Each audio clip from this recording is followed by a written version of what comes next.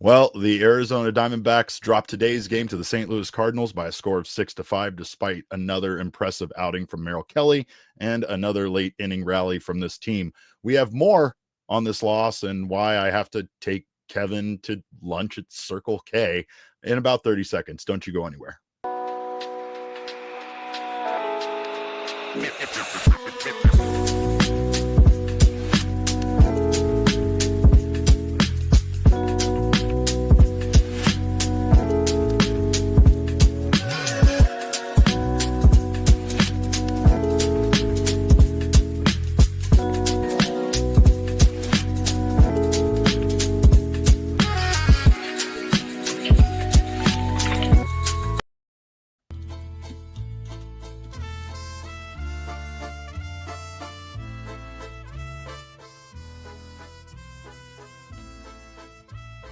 That's terrible music. I hate every time we hear that, but come on in. Welcome into another edition of the PHNX Diamondbacks podcast right here on PHNX. My name is Derek Montilla, occasionally known as your mayor of PHNX. I got my guy, large, intimate Kevin Thomas, who I hate and is a traitor on the ones and twos today. And understandably so. This was a heartbreaking loss for the Diamondbacks, which I have said probably use that phrase entirely too often when talking about Arizona Diamondbacks losses, but this one truly sucked, like so many of them have sucked. This is the PHNX Diamondbacks podcast, of course, presented by our friends at Bet365 and our friends over at Game Time. Go download that Bet365 app right now. Use our code of PHNX365 when you sign up. You'll get yourself some bonus bets. Of course, you go over to Game Time. You'll get $20 off your first purchase using code PHNX. And yes, you guys, welcome in. Diamondbacks lose today by a score of 6-5. Jay Cuddy says Kev not allowed to talk for the first 5 minutes today. That's understandably so. One gentleman on Twitter was already blaming me for making a bet, saying that because I made a bet is the reason why the Diamondbacks lose. But Groundhog Mama says we had the hits today. We absolutely did, but could not get timely hit. And those timely hits obviously did not come until that 8th inning, which was an incredible rally. And you got to give the Diamondbacks credit for the fact that it really doesn't feel like they're ever truly out of a game. The problem right now seems to be that once they have a lead, even if they gain that lead late, can the bullpen protect it? And today the answer was no. Justin Martinez returns, and he did not have himself a good outing. And of course, this is why we end up here. It's not all solely on Justin Martinez. The bats were fairly quiet today, but you got to give credit where credit is due. Merrill Kelly was outstanding for this team today. Maybe went out there one inning too many, but again, with the way that this bullpen has been performing, can understand Torey Lovullo's decision to try to get as much as he could out of Merrill. I think he was at 87 pitches there in the 7th inning, so it's understandable with the day he was having to let him continue to go out there and pitch.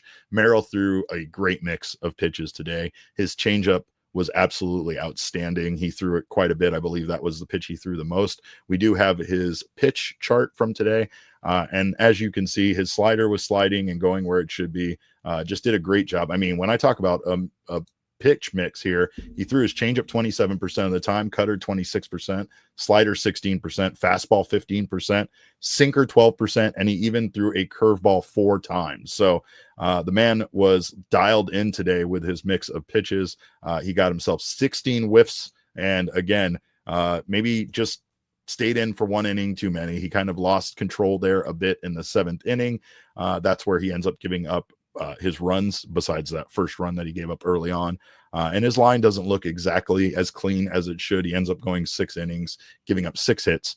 He gives up 4 earned runs, walked 1, and struck out 6. So I guess we'll light up that strikeout meter, because his 6 strikeouts today were enough to at least give the Diamondbacks a chance to win. And this was a very low scoring affair. The Diamondbacks do get a late lead there, and they turn things over to their bullpen. Of course, Jalen Beeks comes into the game in the 7th inning. He has a clean inning, just 1 inning pitch, no hits, no runs, no strikeouts, no walks.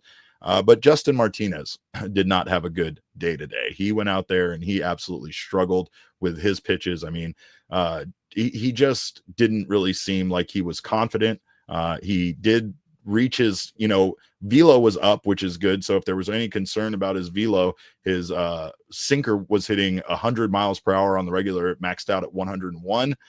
He averaged 100 miles per hour on his sinker. His 4-seam fastball also hit 101 miles per hour. That averaged 99 miles per hour today, but he just failed to really get anything. He got 3 whiffs on his, splitter, but outside of that, you really could tell that he was struggling a little bit there. And again, this is a big situation for him to be put into in his first return. But some of his balls, his four-seam fastball, were high and outside of the zone. Inside, I don't think he landed a single four-seam fastball in the zone in his outing today. His splitter was way outside of the zone as well. So he just wasn't really fooling anybody. And when he did throw that sinker, he hit the zone a couple of times with the sinker, but he was really struggling with his command in his return today. Hopefully that's something that we see get back on track, because Justin Martinez obviously it's a big return. We needed him back. The bullpen needs him back, but right now, of course, they didn't have his finest day for sure. The Diamondbacks overall, again, are at 26-26. They are dangerously close to dropping below 500. And as we're going to update here shortly, we definitely have some things to look at when you're looking at the standings and how quickly the Diamondbacks are falling right now out of this race. They've lost a lot of baseball games lately, quite frankly, and the Diamondbacks can't really afford to do that with how good this NL West is. They lost, of course, 2 out of 3 to the Dodgers. Now they've lost 2. They've lost basically 4 out of their last 5 games, 4 out of their last 5, and things don't look any better right now for them tomorrow. At least Helsley got work today. Ryan Helsley did a lot of work against the Diamondbacks late, so maybe he won't be available. And then, as we're going to talk about, they close out the month here against some teams that they absolutely should be able to close this, the year out against, the month out against. Someone's ringing my doorbell, so I often get confused when things are happening and I can't make the words come out of my mouth correctly. But they could close out the month here strong with the opponents that they have. But if they don't, not only are they going to be in a very bad position, but they will have failed to capitalize on playing some weaker opponents here after really having a great opportunity to still be in this race in the NL West. And again, it's May, not going to panic, not going to overreact. However, I will say that if I would have told you on May 24th, the Diamondbacks were going to have a defensive starting outfield consisting of Lourdes Gurriel Jr., Tim Tawa, and Randal Grichuk, you might have asked me back in March, what the hell happened? How did we get here? I mean, today was definitely a day where they gave a lot of guys off. And to be fair, Randal Grichuk was outstanding for the Diamondbacks in his return to St. Louis today. So I do not, feel like that was a bad, start. Obviously, things went that way, but really with the offensive struggles lately, the Diamondbacks are, blowing some of these good outings from their starting pitchers. And Merrill Kelly, again, outside of that 7th inning, maybe if the Diamondbacks have a lead, they pull them at that point. Maybe they don't. Maybe you still don't trust this bullpen. I don't know. I just think that I'm as frustrated, I think, as the rest of you of watching this team. The fact that they were able to come back and then have Justin Martinez blow this lead there late is heartbreaking for this team. They capitalize on some big mistakes from a very good defensive St. Louis Cardinals team. We spoke about it when we did our preview, but they led the league, or they still probably lead the league in outs above average. However, in the 8th inning, they were not sharp, and the Diamondbacks managed to take a 5-4 lead in a game where their offense wasn't doing anything. So, of course, Killa Rex in the chat, he says, if you're someone saying not to panic, you're just a Lavolo apologist.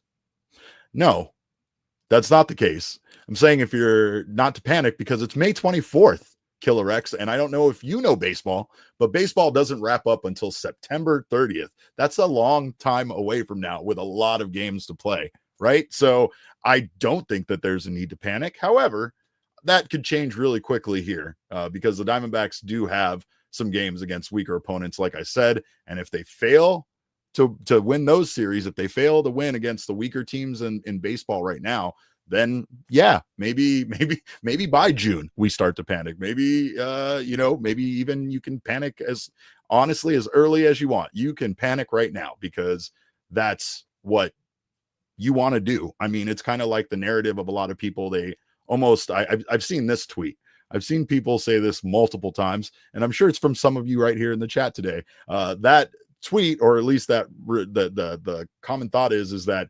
I want the Diamondbacks to lose so that Torey Lovullo gets fired. Right? You're actively rooting against the team you're supposed to be a fan of just so the manager gets fired to prove a point that you feel like the manager is a bad manager. Maybe the case. I don't know really how in a game like today, when you bring back Justin Martinez and you put him into a high leverage situation, especially in the 8th inning. This wasn't the 9th inning. This wasn't, another time during the game. This was a crucial point, and that reliever blows it. Do we not blame it on the reliever? Do we not ever blame it on the performance of the players in the game, playing the game, especially when you put your best available start or reliever out there? I don't know. But I will say that is Lovullo opining rant incoming. No, I mean, I will say that there were some mistakes made, and today especially there was a big mistake made that I don't even think people agree with me on. So we're going to talk about the defense. We're going to talk about the offense. We can just talk about the defense right now. I mean, basically that huge mistake that I was referring to happened there in the 8th inning, and it's with the runner that took the lead in the game. It was with I believe it was Burleson, who was on second base.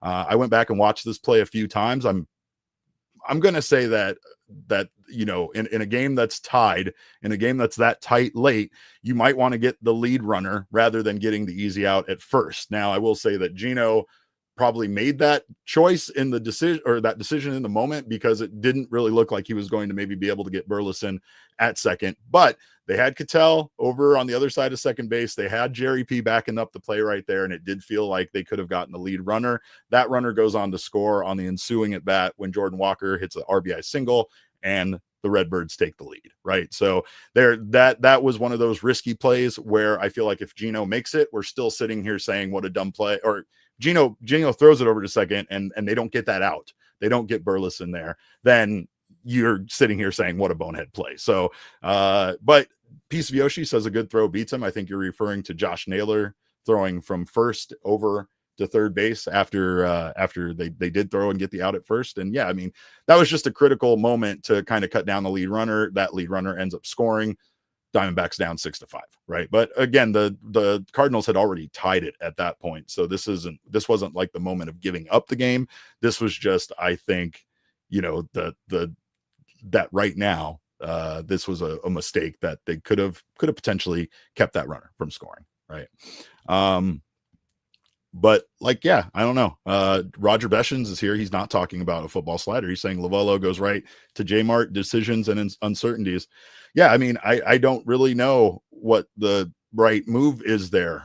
I mean, do you go to Shelby Miller? Do you go to somebody else? I haven't checked into who was available today, but again, going to Justin Martinez upon returning like this, maybe it was too big of a moment. Maybe you wanted to bring him in like they did with, I believe it was Ginkel, who kind of got at least some lower leverage, but still Ginkel's always been brought into games even since he's returned that were kind of big moments. But you kind of get his feet wet before you go in and put him into this high leverage situation. I don't know though. Noah Lopez says seasons of peaks and valleys. Agreed with J-Mart coming in. Sadly, he got bit. And yeah, I think a lot of fans probably wanted to see J-Mart come into this game, and of course that just didn't go their way today. Thunder says, man, 4 L's in a row. Kevin is allowed to talk now, by the way, according to Jay Cuddy. Thunder says, man, 4 L's in a row, last 2 outings, the starter stayed in 1 inning too many. It's a great point. And I think that once again, that's a reflection of not believing in your bullpen and not thinking you have the guys in the pen that can get the job done. You're trying to squeeze as much as you can out of your starter. At least, I mean, it's not like they're pushing them far beyond 100 pitches. Today, Merrill hit 100 pitches exactly.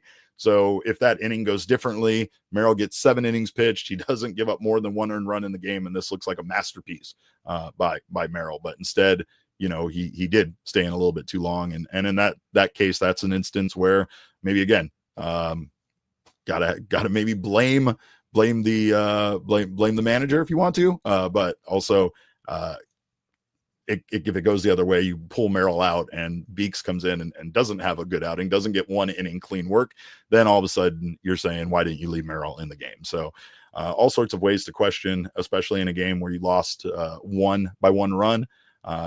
This one, though, again, the offense was fairly listless. Both teams, I guess you could give credit to both starters here. Both Kelly and Liberatore both had an outstanding game, and both kept their opposing team fairly quiet throughout the entire game until they left. Of course, once Merrill kind of got slow there, or got late in the game, he also kind of faltered. But we are going to talk about the offense not really doing much until the 8th inning, and why we couldn't just get a little bit more out of them. But of course, we will do that on the other side of this break. Don't you go anywhere. You're watching the PHNX Diamondback Show.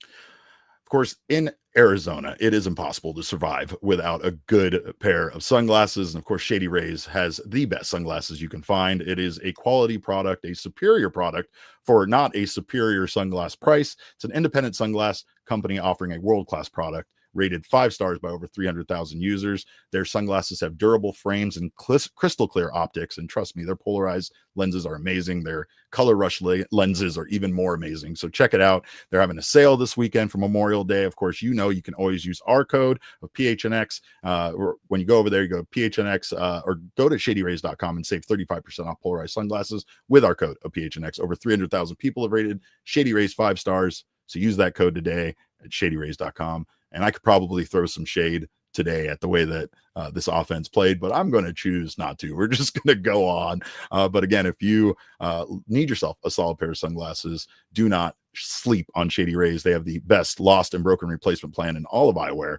and they won't even ask you any questions as to why they have to send you out some new sunglasses. So give them a try over at shadyrays.com now. Also, check out Gila River Resorts and Casinos. You can visit any one of their 4 locations here in the Valley. That's Wild Horse Pass, Lone Butte, Vikiva, and Santan Mountain. Of course, you can lounge at any one of their AAA 4-diamond resorts. And of course, let relaxation take charge. I just had a staycation last night. It was the best decision I made. You should do so as well. It's a great time for it. Go hang out by the pool. Have yourself a wonderful night. You can go big and go home a winner. They have over 4,500 slots and live table games where you can catch all the action at their BetMGM Sportsbook with massive screens, delicious food and drinks, and all the action. Got the playoffs still going on. You got, of course, PGA, you got French Open, you got Indy 500, and so much more. So it's the ultimate place to watch and win. You do you at Gila River Resorts and Casinos. Visit playathila.com for more details. All right. Well, of course, people in the chat want me to throw all the shade, and I probably could. Of course, I don't know what goes on with this team. I don't understand how they wake up late. I mean, to be fair, Liberatore had an outstanding outing against the Diamondbacks. He was able to basically hold them completely useless today. He went out there and pitched 7 innings, allowed 1 earned run, gave up 6 hits to the Diamondbacks, struck out 4, and of course, that 1 home run was off of the bat of one Randal Grichuk, who solos in the 5th, hits a solo home run in the 5th inning, and he hits our Sanderson Ford deep drive of the game. It was 401 feet, 109.1 miles per hour off the bat, and this was a fun way. This was a fun home run because this happened while they were in the middle of showing an interview of Randal Grichuk from the pregame show. They were basically talking about the fact that he made his major league debut with the Cardinals on April 28th, 2014. That was against the Brewers. And then while they were showing that interview, they cut back to his live at bat, and he hits this one 401 feet. It was his 2nd home run of the year, and it's actually his first as an opposing player at Busch. So it's his first time homering, not against the Cardinals, but at Cardinal Stadium. But the Snakes' offensive woes just absolutely continued in this one. Ketel Marte, he's still hot. Geraldo Perdomo is very hot. These guys had themselves a great day. But like Groundhog Mama said earlier, the big problem is hitting with runners in scoring position and getting those timely hits. Ketel Marte was 2 for 4, no RBI. Perdomo 3 for 4 today, no RBI. Perdomo is currently hitting .309 with an .887 OPS. He's just been outstanding. He's been outstanding, but unfortunately today, Perdomo was not our risk king. He couldn't get it done with runners in scoring position, though he did have some very, very timely hits today. And again, it's about getting on base. It's about providing the team with that opportunity. Someone right now that isn't getting on base, someone that isn't doing much, continues to be Jordan Lawlar. Now, I want to take a step back and say Jordan Lawlar continues to be incredibly oppressive defensively, right? We've seen him, including today, make some outstanding plays out there on the diamond. But unfortunately, Lawlar still does not have a hit this season. He was 0 for 3 today. He has an 071 OPS.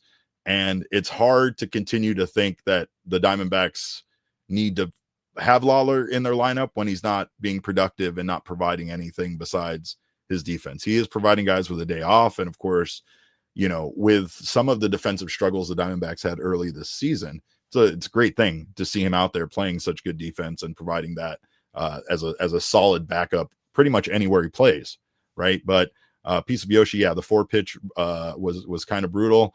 And I don't know, I'm saying this with all kindness in my heart. I think that the Diamondbacks right now need to possibly, you know, send Jordan Lawlar back down so he can continue to get regular at bats and can continue to work on his hitting, because defensively he's sound. He is absolutely going to provide this team with great defense. It's just a matter of him figuring out his bat. But right now he's not doing that. It's hard because you look at the Reno Aces roster, of course, like a good neighbor, the Snake Farm is there. But the problem with the Snake Farm is that when you go to it, a lot of guys end up looking much better down there than they do when they come up. And again, I talked about this so many times, even I'm sick of hearing me talk about it, but it's just a matter of the PCL. It's a matter of Reno. It's a matter of hitting at home there. Guys can get back on track. Guys can get good offensively. Just how does it translate over to a major league level, hitting major league pitching at major league ballparks and not the PCL, right? So that's a big part of it. Ildemaro Vargas is another guy that's been doing well for this team, and again has some actual major league experience. I don't know if the Diamondbacks are going to look to him, but he's one of those guys that you could kind of say like Trey Mancini in the organization just a little bit. Like he isn't, you know, again, he's not necessarily a guy that like you feel like is going to come up and take over a position, but like based on their age and their experience, they are there in Reno for that backup for that reason. And again, I don't know. I don't know if Vargas could come up and have a better season hitting right now than Lawlar, but I do feel like, you know, maybe there's some versatility there that will allow Vargas to have a little bit better of a season offensively than Lawlar is having. Again, things aren't great, but hopefully he can get it turned around before that has to happen. I think much like what I said earlier, I know sometimes we get negative, right? We don't necessarily want to root against the player, but you also want something to happen faster than what we're seeing happen, right? And that's it. And yeah, piece of Yoshi says Derek tried to tell y'all he wasn't going to hit the ground running. I tried so hard to temper expectations. I tried, and now people want him DFA'd and traded and all sorts of jokes that they have, and of course being drastic about his development. But Cade Richards is right here. Lawlar isn't ready. They are doing him a disservice bringing him up and playing him once every 3 days. And there it is. And that's the reason why you leave a guy like him in Reno. But that 8th inning for the Diamondbacks was spectacular. And again, I know it's sad to talk about now, right? Like now that we know they lost, you don't really want to go back and relive necessarily the 8th inning. But you got to give credit where credit is due. The Diamondbacks, again, were down. Their bats weren't working. They were down 4-1. I know many of you, like myself, probably felt like this one was a wrap.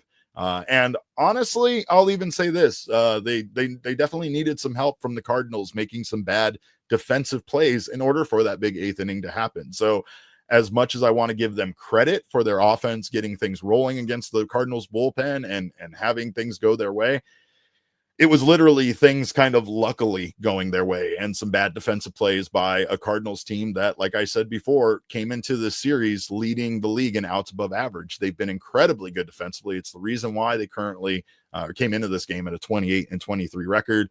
And yeah, I mean, luckily the Diamondbacks had the ball bounce their way. They had some things go their way in order for them to not only be able to muster up a comeback, but take the lead there in the 8th inning. It's just in the bottom of the 8th, you know, things don't go their way with Justin Martinez. I do give a lot of credit there to Ketel Marte, who continues to Just really hit the ball hard, hit the ball well this season. 2 for 4. Ketel has a 979 OPS this season, and that's just outstanding. But Randal Grichuk, he is a guy that, again, when you talk about playing time, does not get enough playing time. And today he got the start over Corbin Carroll there in right field. Randal Grichuk went 2 for 4 with a run scored. He had 2 RBI. He hit that big home run, which was our Sanderson deep drive of the game. And for all the reasons I've listed, Randal Grichuk is our king snake for today's game.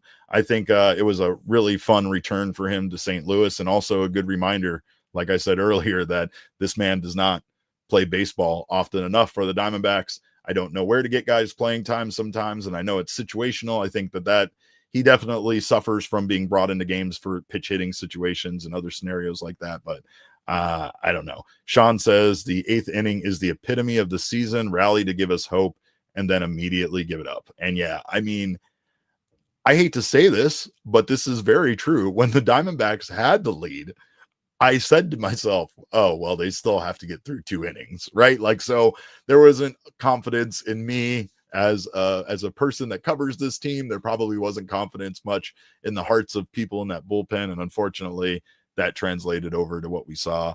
I still think that mistake in the 8th inning was a mistake, but I think that's debatable. Outside of that, really, this was a day where the Diamondbacks probably should have had some more runs than even what they were able to score, right? They did put together some things in the 9th inning. That was kind of fun, but it still led nowhere, and the Diamondbacks still end up losing this game 6-5.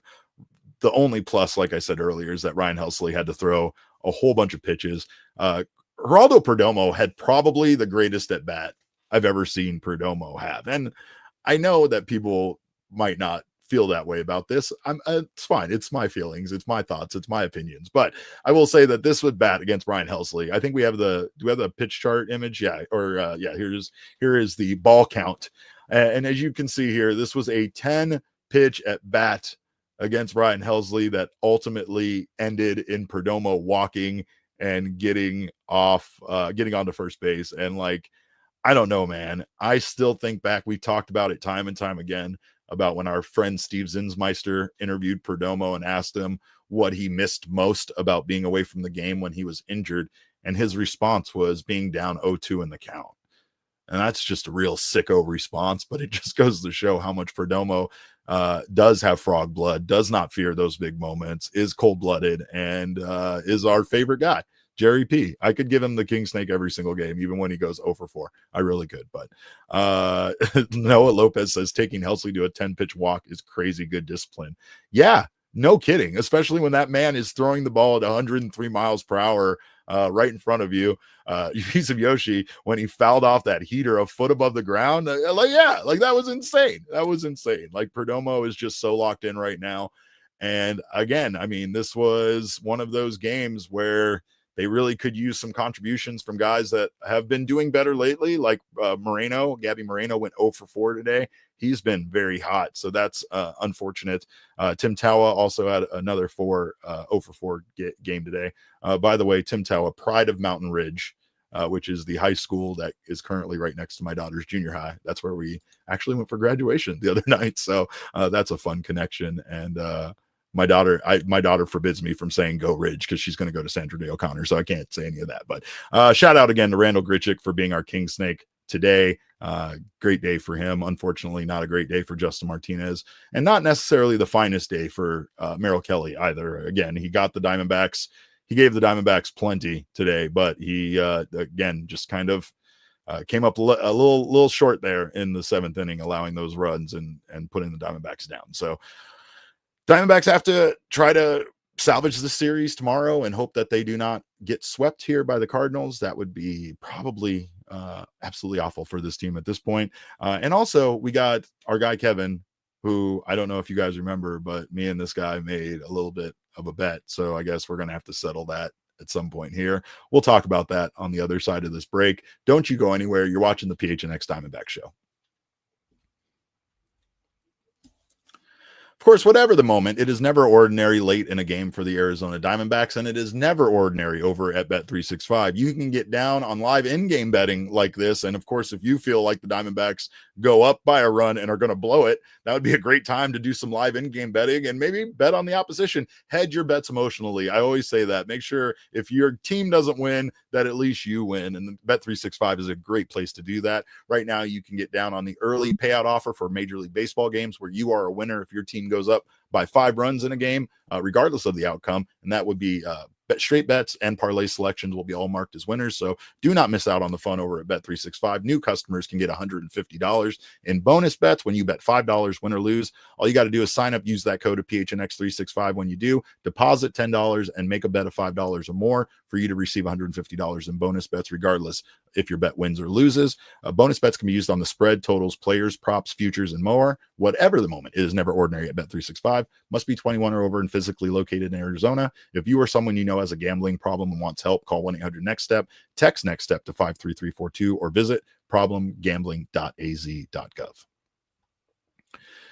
All right. And Branded Bills. Got to give a shout out to Branded Bills. We love their hats. I love their hats. I wore their hats all weekend long. And of course, I will continue to wear their hats. They are stretchy. They are light. They feature some incredible logos and designs. I really love the way that they make their hats. That's very unique. And of course, if you are looking for some gear to make your brand stand apart from the crowd, look no further than Branded Bills. They have you covered with the best custom headwear. Start your order and their dedicated team will help you create the exact custom apparel you need. They'll work on you with the logo. They'll work on you exactly the colors, everything you want. Of course, like I said, they make some wonderful hats over there. They have partnerships with ASU, U of A as part of their campus collection. They also partner with the Phoenix Suns. And let me tell you, I was still mad I don't have my hands on that gray Suns hat with a little cacti up there, but they're a local company from right here in Mesa, Arizona. You can check them out over at brandedbills.com. You can use our code of BBPHNX for 10% off your first order.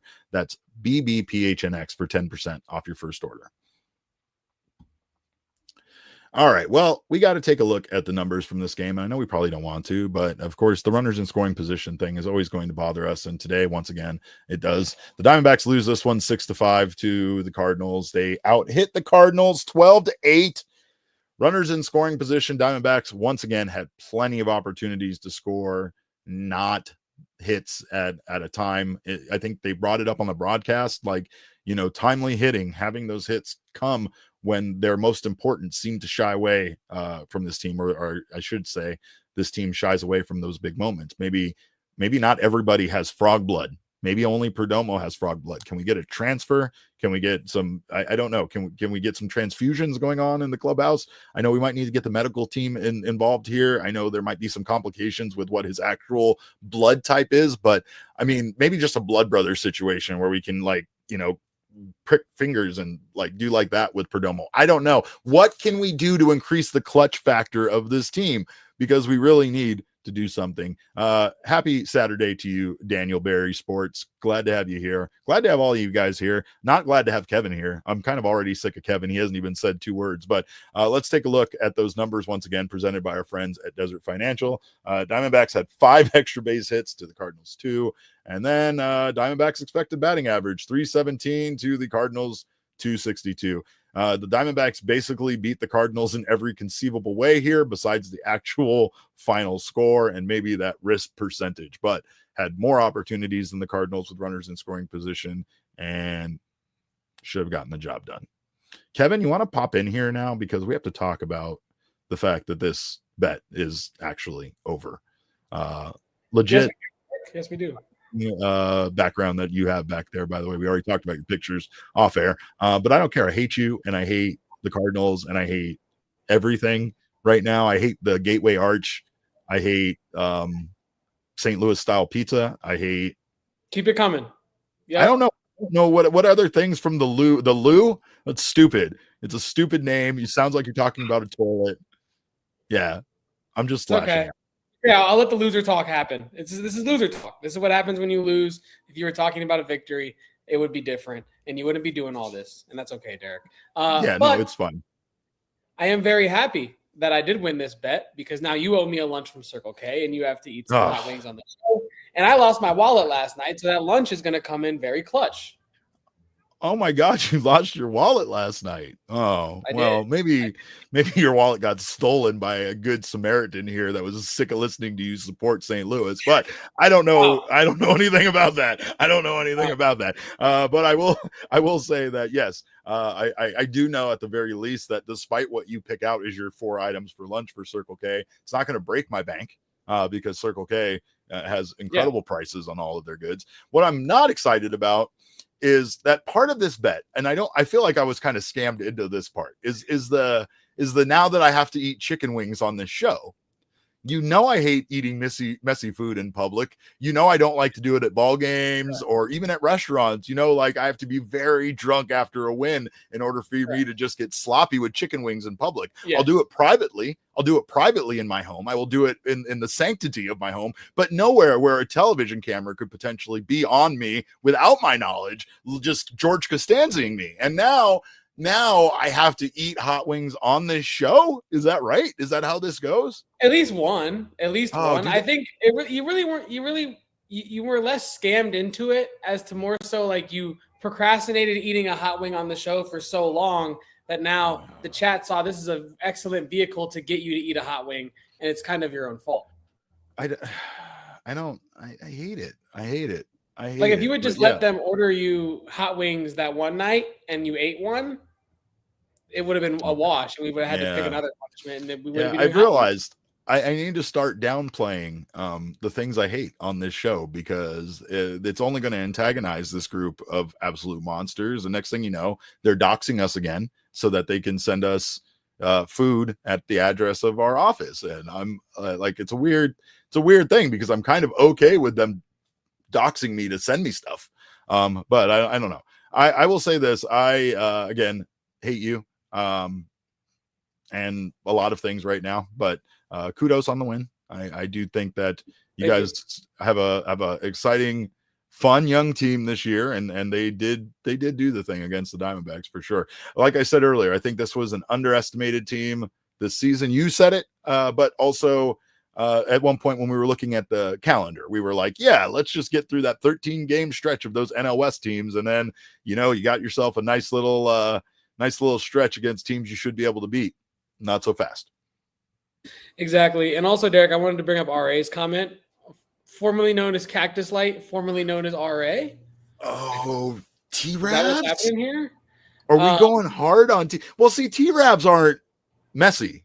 I feel like I'm getting out easy by eating tea. It's actually a self-contained little mess that actually is not messy. I would eat T-Rabs publicly at a ballpark, honestly. I don't know. T-Rabs, toasted raviolis, right? That's what we're talking about here for the people that might not be familiar with your St. Louis slang. Yeah, T-Rabs, toasted raviolis. I think like sometimes oven baked, sometimes deep fried, but pretty good.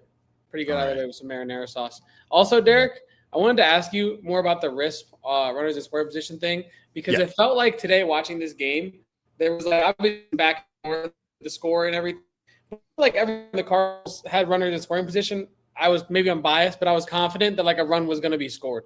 And like when the Dbacks have runners in scoring position, at what point is it like you said earlier, do we start questioning why the players can't come through in these moments? What even contributes to that? Because I don't know. Baffling, right? That like game after game, kind of is. They fail to capitalize.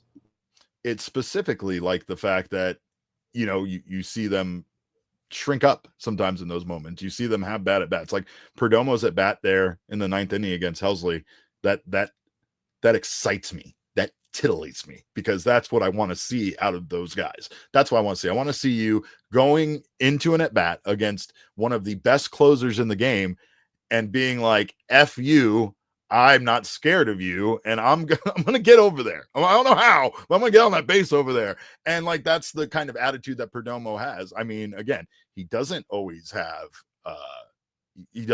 perfect nights, right? Like, he was just 0 for 4, 0 for 5 last night, right? And that was a night where I really thought I thought strongly that Perdomo was going to be that guy at several moments in last night's game and last night's loss.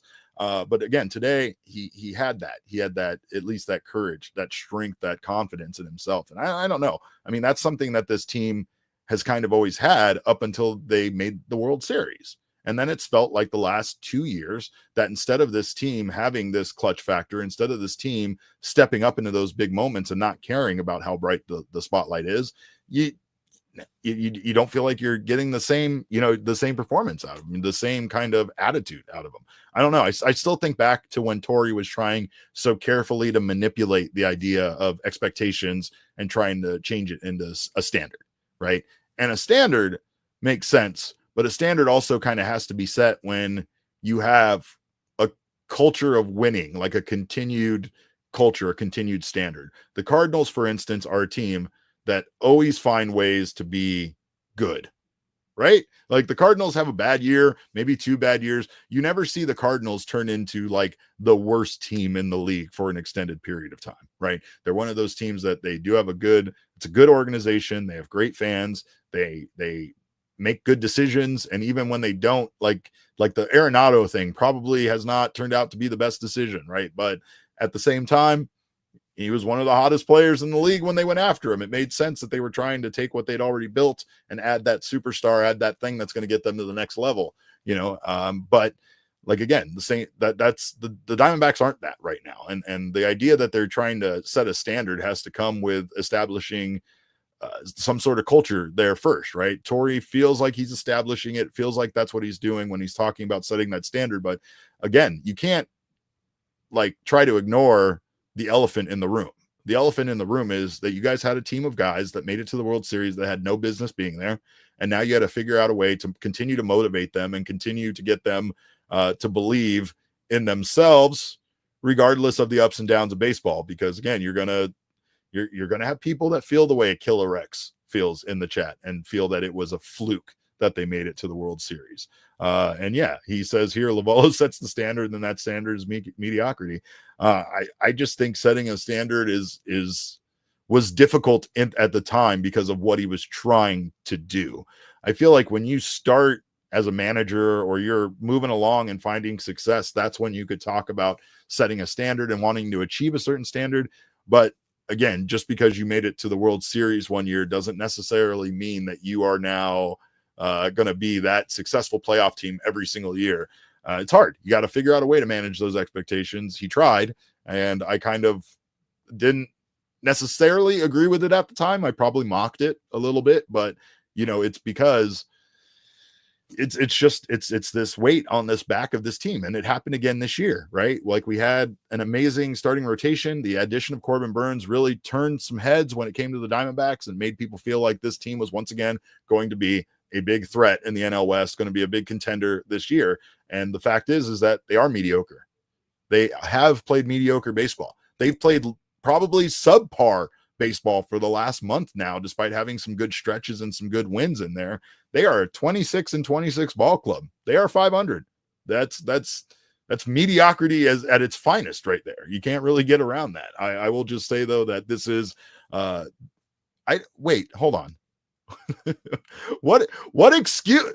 Can we ban Killer Rex from the chat? I'm kind of tired of seeing his tweets in here because I don't really think I'm making excuses back. I just said I disagreed with him and thought that the standard thing was kind of bullcrap. But hey, again, you make whatever thing you want to make, right? Like whatever narrative you want to make, please go ahead and make it. I just don't want to listen to it anymore. The fact is that this team is playing below what they should be playing. This is a good baseball team with good players on it. And right now, these players are not performing at the way they should, right? You can blame Torrey. Absolutely. That's fine. And there's plenty of losses to do that on. I'm still on the fact that the Diamondbacks keep putting in guys that they expect to step up and, solidify themselves in these roles, and they can't find those guys. And when they go to the next guy that's pitching well, that guy doesn't play well. And again, that's a whole thing with the bullpen, right? The bullpen is a problem.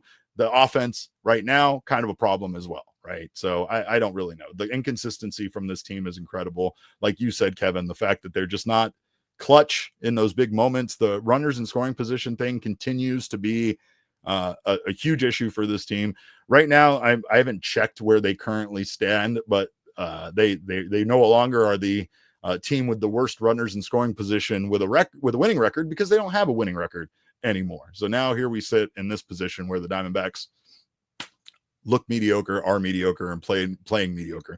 They have so many opportunities. That's the thing that's crazy, is to see the amount of hits that they get in these games. We looked at that series wrap up, the series numbers from the Dodgers, and you could see that the Diamondbacks out hit them and had more home runs, and all of these statistical categories where if you were just looking at those numbers, you would believe that the Diamondbacks won this series or won this game, but they're not winning these games. They're not doing the thing that they're supposed to do. And specifically, their weaknesses right now are hitting with runners in scoring position and their bullpen.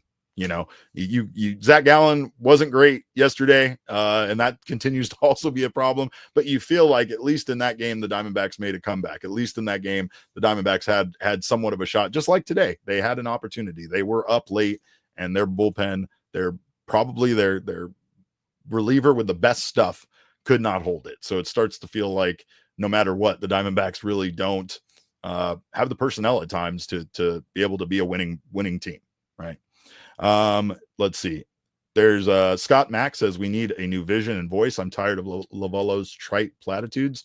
Well, I'll tell you, I don't know at what point that they potentially lose the clubhouse, but I feel like right now that the Diamondbacks really still, the players still really like playing for Torrey. And again, maybe that starts to happen.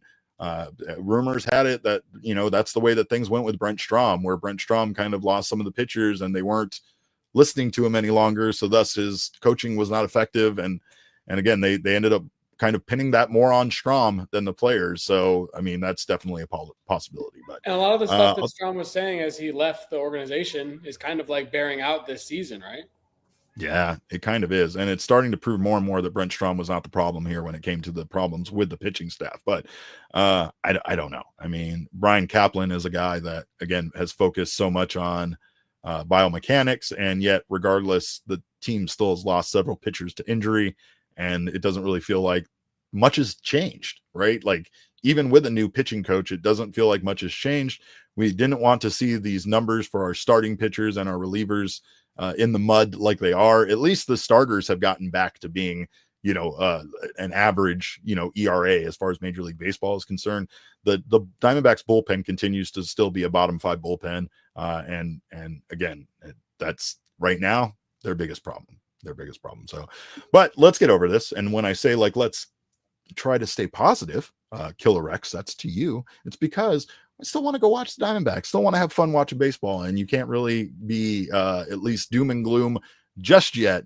And again, we'll reserve that time. You and I can have that conversation. Maybe the middle of June, we'll both get super doomy and gloomy together. But we can't even do that then because we have the pool takeover. Let's give it until July 4th. Can we give it until July 4th? And then we'll talk about how much we want to be sad about this team, because July 3rd, we're all going to hang out at the Chase Field pool. It's time for our PHNX pool party. Thank you for some air horns. Again, I'm gonna go figure out my grocery list for Circle K. By the way, I'll catch you on the other side, Derek. Shut up. Okay, go away. But Kevin's gonna be there. I'm gonna drag Kevin out there. I think Kevin said he can't swim, but I'm gonna make him do a cannonball anyway. It's a small pool. He can stand up. He's a large, intimate man. But I will tell you, July 3rd from 5:30 to 10 p.m. we will be out there at Chase Field. We're gonna have a great time. We have the right field reserved. And we invite you to come out and join us and the PHNX crew and other diehards. Damon will be out there running amok. There are very limited tickets, though, and that ticket does include your ticket to the Dbacks Nationals game and entrance into the pool. It includes complimentary food and beverages during the entirety of the game, and it also includes a free towel. So make sure to definitely join us for that. Again, tickets are limited, so if you have not got yours yet and you are interested in coming, come on over and join us. Let's take a look at the NL West standings, because why not? Let's make ourselves sad. Even at 26-26, the Diamondbacks are still only two wins behind the Padres. Can we just say that? I know it's like 5 losses, but let's just say 2 wins. Rockies, when are we going to gray out the Rockies? We should probably gray out the Rockies already, but Diamondbacks 26-26, the Padres sit above them at 28-21. Giants are at 30-21, and the Dodgers sit atop of the division currently at 32-19. Again, this is probably the only reason why I'm still saying it's early. You know, again, even though this division is very good, this division still has to play each other quite a bit. And of course, anything can happen. Diamondbacks right now, the Washington Nationals are currently beating the Giants in the top of the 9th inning by a score of 3-0. So hopefully that result stands today. The Padres are also losing to the Atlanta Braves currently by a score of 5-1. And then the Dodgers take on the Mets tonight. So hopefully the Mets can ball out, because we kind of need them to do so at this time. They usually don't when we need them to. We know how that works.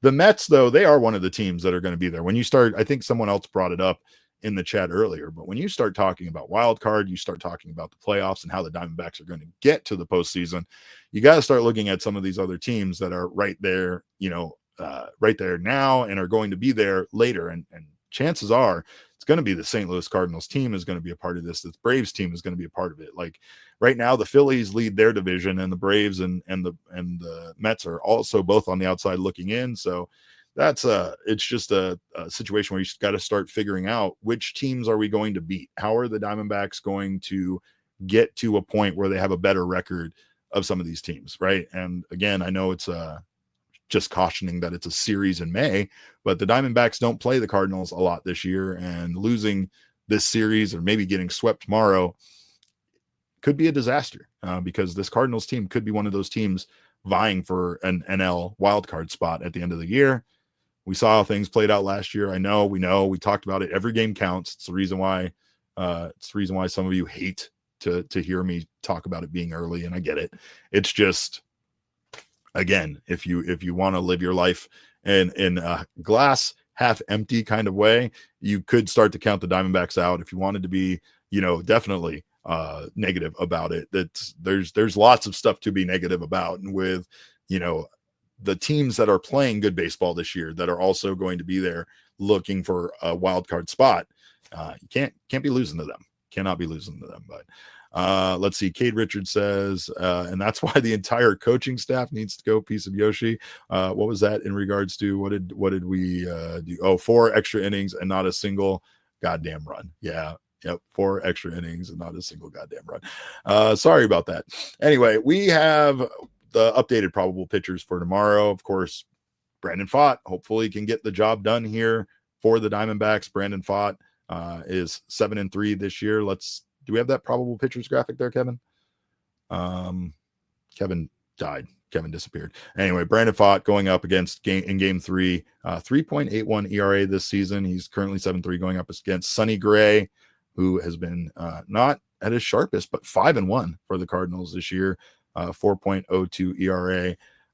And yeah, he has been a little off this year, as Piece of Yoshi says. So that would be a great opportunity for the Diamondbacks to get to one of their starting pitchers. And also Brandon Pfaadt's on the mound. So I don't know if there's anybody that I feel more confident about pitching for this team this year. Maybe Corbin Burns. Corbin Burns has become very, very good, and has become the guy that the Diamondbacks expected him to be after signing to that contract. Meanwhile, big game Brandon, first pitcher in Major League Baseball to 7 wins, and looking for his 8th win there in game 3 against Sonny Gray. I will say that there's a couple of things that has really impressed me about this Cardinals team, Kevin, and I know that Diamondbacks fans probably hate to hear me give them any praise, but this team, again, this has been playing some good baseball. And when you talk about some of their numbers, you talk about some of the performances from their guys, you really can't say enough about what Brendan Donovan has been doing for the St. Louis Cardinals, currently slashing 320, 381, 829 this season. He has 22 RBI, 3 home runs, 3 stolen bases. He's just been incredibly good for the Cardinals, and they have a few guys like that. Were those guys, Kevin? I know you're probably doing stuff, but were those guys expected to be as good as they've been? I mean, Brendan Donovan, I think they said he's 3rd in batting average right now in Major League Baseball. Yeah, no, he's on fire right now. I would say definitely not an expectation. It kind of leads into what I said on our Friday show. Was that? Yeah, our last show, about how like the expectations for this team were so low. There's a lot of talent on the team, but it's like, what's the truth? Is the ceiling that high? I don't really think so. But I think like there's a lot of players outperforming their expectations right now on this Cardinals team, and they're doing it as a unit. And that defense that they got going on right now is putting themselves in a position to compete this year. Yeah, and like I said earlier, those defensive mistakes that they made in the 8th inning, those were crazy. Like with looking at the numbers of what they've done so far this year, I was not expecting that. And again, it was not just one mistake, two fairly big mistakes that ended up allowing the Diamondbacks to get back in this game. No, yeah. And honestly, I was kind of surprised about the defensive mistake early in the game on Jordan Walker double that allowed, a run score there. I was kind of surprised. That was kind of an uncharacteristic Dbacks defensive mistake as well on a somewhat routine ball there. So, yeah, kind of some strange defensive plays in this one overall, Derek.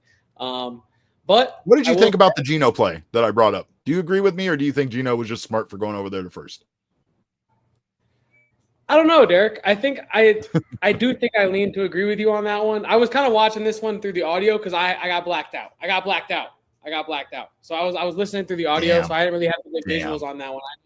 I know. Never been blacked out of a Cardinals game in Arizona before. Kind of crazy. That's rough. That is rough. It was rough. Speaking of which, I don't think anything was as egregious as what I saw the other day. Chris Garagiola posted a picture on Instagram of him getting blacked out from watching the game in the Dodgers press box. That was unbelievable. TV I did see that. In the press box, and it was blacked out.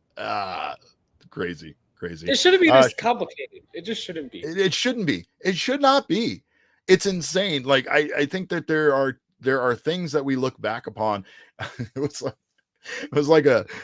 a tweet where a guy had tweeted about 8 years ago, something like, I can't believe I can open my iPhone with my face. This is the future of technology. And he was like, 8 years and I sound like a caveman that discovered fire, right? Like, it's amazing how fast things can change, right? And in baseball, one of the craziest, stupidest things about baseball are these blackout rules. And I mean, it's not just in baseball. We had to deal with that back in the day with NFL. I never got to watch the Arizona Cardinals here in town locally because they would always be blacked out. There was some sort of rule where in order to show a home game, it had to sell out. And then the Cardinals home games never sold out. So we never got to watch them locally. These rules are crazy. I can't believe that there's still things like that, but I also still can't believe that this happens in a baseball ballpark where the announcers are in the booth and they can't see the game because it's blacked out. Trying to do a job. Also, is this true? A piece of Yoshi says in the chat, please pray for people in Iowa blacked out. That's true. Yeah, that is true. We were blacked out from watching Diamondbacks games in Las Vegas, by the way, which I know people have brought up before as well. So apparently Las Vegas is kind of in a little bit of those spots as well. I hate it. I hate blackout rules, and I hate the fact that any sport that's trying to grow hasn't figured out a way to have their rights secured to a point where people that are paying for a product get that product regardless of who's playing who, right? Like the reason you're blacked out from that Cardinals game, right, is because they were playing the Diamondbacks. That's the reason why you were blacked out. And that's crazy. You are an opposing fan that bought the package for the Cardinals, and you are blacked out from watching your team simply because the team of the state you're living in or currently residing in plays there. It's dumb. It's all dumb. But awful. What's also dumb is these losses. These losses are dumb. You might not feel that way. Losses are. You might not feel that way. You got free food out of it. We talked about this, and ultimately, the bottom line is the bottom line, and I gotta keep the Dbacks primary focus. And the losses are silly. The Cardinals probably should not have won today. Merrill Kelly had a great start. I thought honestly stayed in a little too long, but of course. But it's easy to say that, right? Like if Merrill Kelly stays in and gives them 7 strong, and then they just have to turn it over to Beeks for the 8th and Justin Martinez for the 9th, it looks like everything goes to plan. It looks like everything is solid, and again, the results are what determine really at the end of the day whether the moves were the right moves or not, right? And today the Diamondbacks lost, so you can't really say the right moves were made, especially bringing Merrill Kelly back out there because of how it went. However, like I said, if you bring Jalen Beeks in, Jalen Beeks gives up 3 runs, you sit there and scream at Torrey for pulling Merrill from such a great performance when he only had 87 pitches, right? So I would be screaming that. I would be here with you. I would be with Killer X. I would have a torch in my hand. We would be getting ready to go down as a mob and attack Chase Field, right? So like that is a difference in, of course, what the results mean. But Sean's right. Snagging losses from the jaws of victory all year long. That's what it's really felt like. So we appreciate you guys so much for stopping by. We will be back not tomorrow, not on Monday, because both of those days we're going to be off. We hope you guys enjoy the rest of your weekend. We hope you enjoy Memorial Day. Go eat some hamburgers, go spend some time with your family. And remember that this day is about all of those who gave their lives for us to have these freedoms to sit here on, Bill Gates's internet, or Al Gore's internet, and do this stuff that we do, where we complain and talk about sports and have a great time. And of course, thank you to all who are a part of a military family and who have lost your loved ones. Again, we thank you so much for your sacrifices, and we know how difficult it is. Trust me. I've had some friends that lost members of their family, and it's never easy, but we thank all military personnel for their sacrifices. Again, we will be back here on Tuesday with another post-game show. We, of course, appreciate you. Killer X, I'll drop your name one more time. It's not because you're famous. It's not because I can't name dropping you. It's because your takes are ridiculous and you are insanely, outrageously mad for maybe the right reasons, but regardless, appreciate you guys for stopping by. You can follow me on Twitter at cap_caveman with a K. I have no idea what Killer X's Twitter is. Kevin is at Kevo Post. Our show is at PHNX _Dbacks. But again, as always, all roads lead to at PHNX Sports on Twitter, Instagram, and Facebook. Thank you guys for your time. Again, see you on Tuesday. Until then, hopefully the Diamondbacks can salvage this one and not get swept, move on against the Pirates and get some wins. Until then, behave yourselves, have a wonderful weekend, and remember, kids, baseball is fun, but it's so much more fun when your bullpen can keep things like this from happening. We all silly like the mayor.